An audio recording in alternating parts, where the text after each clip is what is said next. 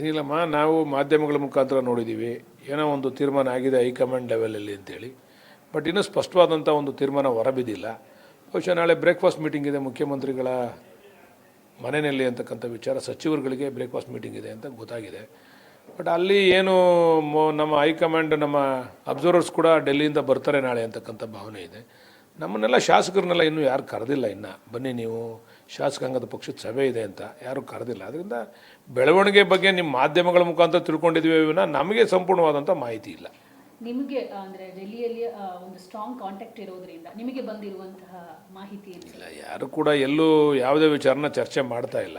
High command ಒಂದು ಒಳ್ಳೆ ನಿರ್ಧಾರಕ್ಕೆ ಬಂದಿದೆ. ಇಬ್ಬರನ್ನೂ ಒಟ್ಟಿಗೆ ತೆಗೆದುಕೊಂಡು ಹೋಗ್ತಕ್ಕಂಥದ್ದಕ್ಕೆ ಒಂದು ಒಳ್ಳೆ ಬೆಳವಣಿಗೆಯನ್ನು ಹೈಕಮಾಂಡ್ ತೆಗೆದುಕೊಂಡಿದೆ, ಒಂದು ತೀರ್ಮಾನವನ್ನು. ಅದು ಆಗ್ತದೆ ಅಂತಕ್ಕಂಥ ಮಾತನ್ನು ಹೇಳಿದ್ದಾರೆ.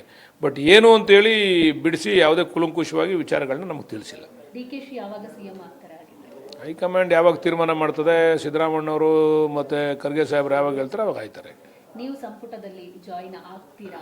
ನಮಗೂ ಆಗಬೇಕು ಅಂತಕ್ಕಂಥ ಆಸೆ ಇದೆ. ನಾನು ಸೀನಿಯರ್ ಇದ್ದೀನಿ, ನಾನು ಪಕ್ಷದ ನಿಷ್ಠಾವಂತ, ಪಕ್ಷಕ್ಕೆ ಬಂದ ಮೇಲೆ ನಿಷ್ಠಾವಂತನಾಗಿ ದುಡಿದಿದ್ದೀನಿ.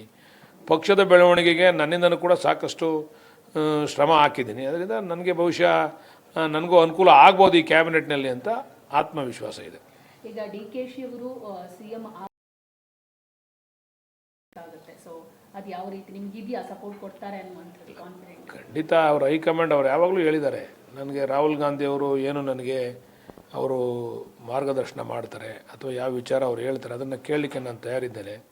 ಕಾಂಗ್ರೆಸ್ ಪಕ್ಷ ನನಗೆ ಸಾಕಷ್ಟು ಅವಕಾಶವನ್ನು ಮಾಡಿಕೊಟ್ಟಿದೆ. ಅದರಲ್ಲೂ ಹೆಚ್ಚು ರಾಹುಲ್ ಗಾಂಧಿ ಅವರು ನನ್ನ ಹಿಂದೆ ನಿಂತು ನನಗೆ ಸಹಕಾರ ಕೊಟ್ಟಿದ್ದಾರೆ. ಅದರಿಂದ ಹೈಕಮಾಂಡ್ ಮಾತನ್ನು ಕೇಳ್ತೀನಿ ಅಂತಕ್ಕಂಥ ಮಾತನ್ನು ಹೇಳಿದ್ದಾರೆ. ಬಹುಶಃ ರಾಹುಲ್ ಗಾಂಧಿ ಅವರು ಹೇಳಿದ್ರೆ ಎಲ್ಲ ಸರಿ ಹೋಗ್ತದೆ.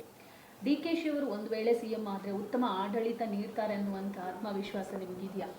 ನೋಡಿ, ಅವರು ಮಂತ್ರಿಯಾಗಿ ಯಾವ್ಯಾವ ಇಲಾಖೆ ನಿಭಾಯಿಸಿದ್ದಾರೆ ಅಂತ ನಿಮಗೂ ಗೊತ್ತು.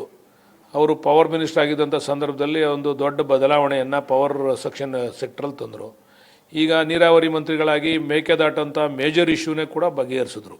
ಅವರೇ ಪಾದಯಾತ್ರೆ ಮಾಡಿ, ಅವರ ಅಧ್ಯಕ್ಷರಾಗಿ ಪಾದಯಾತ್ರೆ ಮಾಡಿದಂಥ ಇಶ್ಯೂನ ಇವತ್ತು ಮೇಕೆದಾಟು ಸುಪ್ರೀಂ ಕೋರ್ಟ್ನಲ್ಲಿ ಅದನ್ನು ಮಾಡಬೇಕು ಅಂತಕ್ಕಂಥ ವಿಚಾರವಾಗಿ ತೀರ್ಮಾನ ಆಗಿದೆ. ಅಂದರೆ ಅವರ ಕಾರ್ಯವೈಖರಿ, ಯಾವುದೇ ಇಲಾಖೆಯನ್ನು ತೆಗೆದುಕೊಂಡ್ರೆ ಯಾವ ರೀತಿ ಕೆಲಸ ಕಾರ್ಯಗಳನ್ನ ಮಾಡ್ತಾರೆ ಅಂತಕ್ಕಂಥದ್ದನ್ನು ನಾವು ಅದರಲ್ಲೇ ಅರ್ಥ ಮಾಡ್ಕೋಬೋದು. ಬಹುಶಃ ಅವರು ಸಿದ್ದರಾಮಯ್ಯನವರು ಮತ್ತು ಖರ್ಗೆ ಸಾಹೇಬ್ರಿಬ್ಬರು ಅವ್ರಿಗೆ ಸಹಕಾರ ಕೊಟ್ಟು ಆಶೀರ್ವಾದ ಮಾಡಿದ್ರೆ ಬಹುಶಃ 28ಕ್ಕೆ ನಾವೇ ಮತ್ತೆ ಅಧಿಕಾರಕ್ಕೆ ಬರ್ತೀವಿ. ಸರ್, ಈಗ DKಶಿ ಅವರು CM ಆಗಬೇಕಂದ್ರೆ ಸೀನಿಯರ್ ಲೀಡರ್ ಸಪೋರ್ಟ್ ಇರಲೇಬೇಕು. ಸೊ ಅವರೆಲ್ಲ ಬೆಂಬಲಕ್ಕೆ ನಿಲ್ತಾರೆ ಅನ್ನುವಂಥದ್ದು ನಂಬಿಕೆ ಇದೆಯಾ? ಇಲ್ಲ, ನಾವೆಲ್ಲರೂ ಕೂಡ ಹೈಕಮಾಂಡ್ ಹೇಳ್ದಂಗೆ ಕೇಳಲೇಬೇಕಲ್ಲಮ್ಮ. ನಾವೆಲ್ಲ ಹೈಕಮಾಂಡ್ ಹೇಳ್ದಂಗೆ, ಹೈಕಮಾಂಡ್ ಅವರು ನಮಗೇನು ಮಾರ್ಗದರ್ಶನ ಮಾಡ್ತಾರೆ ಅದರಂತೆ ನಾವೆಲ್ಲ ನಡ್ಕೊತೀವಿ. ಇಲ್ಲಿ ಯಾರು ಇಂಡಿವಿಜುವಾಲಿಟಿ ಇಲ್ಲ ನಮಗೆ ಎಲ್ಲ ಹೈಕಮಾಂಡ್ ಎಲ್ರಿಗೂ ಹೇಳ್ತದೆ ಕರೆದು. ಈಗ ಸಿದ್ದರಾಮಣ್ಣವರು ಕಾಂಗ್ರೆಸ್ ಜನತಾದಳದಿಂದ ಬಂದು ಕಾಂಗ್ರೆಸ್ ಪಕ್ಷದಲ್ಲಿ ಅವರು ವಿರೋಧ ಪಕ್ಷದ ಲೀಡರ್ ಆದರು, ಮುಖ್ಯಮಂತ್ರಿ ಆದಾಗ ಹೈಕಮಾಂಡ್ ಮಾತಿಗೆಲ್ಲ ಗೌರವ ಕೊಟ್ಟು ಎಲ್ಲ ಸೀನಿಯರ್ ಲೀಡರ್ಗಳು ಅವ್ರ ಜೊತೆ ಕೈ ಜೋಡಿಸಿ ಕೆಲಸ ಮಾಡಲಿಲ್ವಾ? ಹಂಗೆ ಇಲ್ಲಿ ನ್ಯಾಚುರಲ್ ಆಗಿ ನಡೀತದೆ. ಇಲ್ಲಿ ಬೇರೆ ಯಾರ್ದು ಇಲ್ಲ, ಹೈಕಮಾಂಡ್ ಇಸ್ ಫೈನಲ್. ಸರ್, ಇವಾಗ ಬುಲಾವ್ ಬಂದಿರೋದ್ರಿಂದ ನಿಮಗೇನಾದರೂ DKಶಿ ಫೋನ್ ಮಾಡಿದ್ರಾ, ಮಾತಾಡಿದ್ರಾ? ಇಲ್ಲ ಅದ್ರ ಬಗ್ಗೆ ಇನ್ನೂ ಫೈನಲ್ ಡಿಸಿಷನ್ ಏನು ಆಗಿಲ್ಲ. ಆಗ್ತದೆ ಅಂತಕ್ಕಂಥ ಒಂದು ವಿಶ್ವಾಸ, ಅದು ಆಗಬೇಕು. ಅದ್ರಿಗೆ ಯಾರ ಬಗ್ಗೆ ಅವ್ರೇನು ಚರ್ಚೆ ಮಾಡಿಲ್ಲ, ಯಾರಿಗೂ ಹೇಳೂ ಇಲ್ಲ. ನಮಗೆ ಮಾಧ್ಯಮದಲ್ಲಿ ನಾವು ತಿಳ್ಕೊಂಡಿದ್ದೀವಿ ಮತ್ತು ಕೆಲವೊಂದು ನಮ್ಮ ಸ್ನೇಹಿತರುಗಳ ಮುಖಾಂತರ ತಿಳ್ಕೊಂಡಿದ್ದೀವಿ. ಅದು ಬಿಟ್ಟರೆ ಹೀಗೆ ಆಗ್ತದೆ ಅಂತಕ್ಕಂಥ ವಿಚಾರ ಇನ್ನೂ ನಮ್ಗೆ ಸಂಪೂರ್ಣವಾಗಿ ಬಂದಿಲ್ಲ. ಅದು ಸರ್, ಕೊನೆಯದಾಗಿ ನೀವು ಹಿರಿಯ ಶಾಸಕರಾಗಿ ನಿಮ್ಮ ಒತ್ತಾಸೆ ಏನು ಅಂತ ಹೇಳಿ? ನಮ್ಮ ಒತ್ತಾಸೆ ಏನಿಲ್ಲ, ನಾವು ಮೊದಲಿಂದನೂ ಹೇಳ್ತಾ ಇದ್ದೀವಿ. ಸಿದ್ದರಾಮಣ್ಣವ್ರನ್ನ ಹೈಕಮಾಂಡ್ ಯಾವಾಗ ನೀವು ಬೇರೆಯವ್ರಿಗೆ ಕೊಡಿ ಅಂತ ಅಂದಾಗ ಆ ಬದಲಾವಣೆ DK ಶಿವಕುಮಾರ್ ಅವ್ರನ್ನ ಮಾಡಬೇಕು ಅಂತಕ್ಕಂಥ ಒತ್ತಾಯ. ಅದು ಇವತ್ತಾಗ್ಬೋದು, 1 ವರ್ಷ ಆಗ್ಬೋದು, 2 ವರ್ಷ ಆಗ್ಬೋದು.